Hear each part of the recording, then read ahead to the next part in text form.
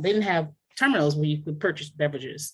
They gave you the different things or the condiments, but now they do. When you're in the air, 40, 50,000 feet in the air, what do they have? They have those terminals. They can swipe your card, and that's internet based. That's all internet powered, and point of sale powered. So can you imagine the type of structure, infrastructure, the type of backbone testing that would and should actually play a part within aviation industry?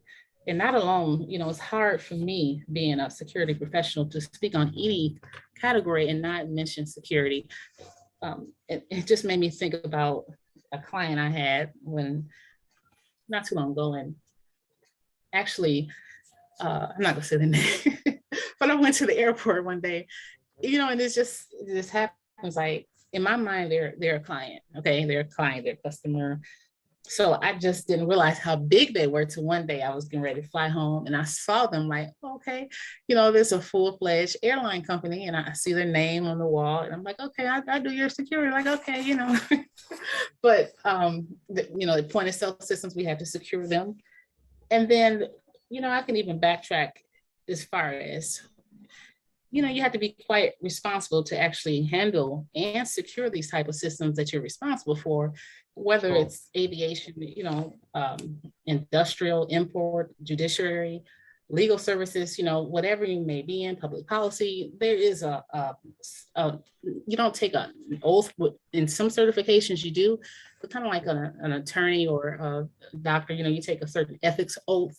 And I would say it's the same thing within security. If you have to take it serious, you have to care if something goes wrong, because there will be some things that go wrong, but you need to care why, what, with, what could I have done differently? You definitely need someone that actually cares about the security barriers.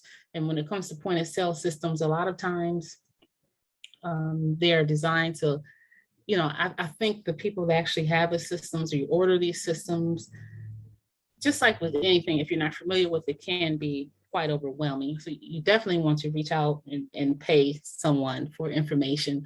A lot of times you go out, I pay attention when I go in different stores. I'll say a couple of brands have done quite well they do well with studying a market, and they enter the markets with ease. If you know what I mean, you look up and it's all you see is two vendors in the small business market, these two vendors. But if you dig a little deeper, you'll find that most of them are backed by really large banks, but they have like these target industries that people study and say, hey, we can go in here. They don't know a lot about point of sale systems. We're going to sell this. We're going to say it's this per month, and this is what we're going to offer.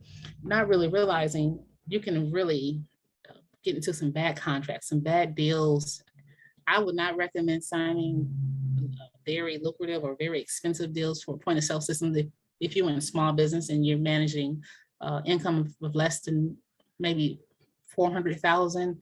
I would not recommend that at all. You want something that's affordable, but you want something that's going to work. You want something that's been around for a while, and you need to know what type of sales, the percentages of the contracts, if there's, for every action, there's a legal ramification as well. So you definitely need to know what you're signing, what you're responsible for. And if you go out of business, what happens to this point of sale system? You're still responsible, unless I highly doubt that they put a clause. Okay, if you go out of business, you don't have to pay us, and maybe you have to pay a percentage. But upfront, these are things you definitely need to think about. That particular one vendor that I recommend, there are several that I see when I go into different stores. If they're small business, I noticed if they flooded the market. I cannot say that they're the best. They did a very good well at marketing, and these big companies are very good at that, and so they're pretty much dominating now. But no, you definitely want to do your research. You definitely want to hire a consultant to assist you. Sure, you said a lot. So that means there are a lot of factors that will go into the selection of the point of sale system for a business, right? So, but let me ask you this as well. I'd like to know, so over the last few years, like a decade, how do you think the point of sale systems, do you think they've changed? And what factors has influenced these changes, like where it was about 10 years ago and where it is today? So what are the biggest factors driving this change, if there has been any change?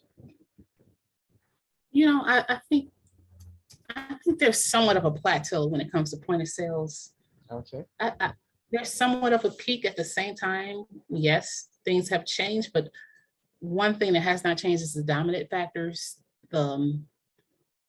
Those that are pretty much dominate the field, that own the point of sales, they did a really good job at establishing a point of sale system where you have to use particular banks. It's changed in a matter of, I remember, maybe they still do. They'll send you out a card reader. Maybe if you register your business somewhere or you have a business credit card, they sell your information. And I've received card readers sometimes, free card readers. Use our credit card terminal, sign up with us.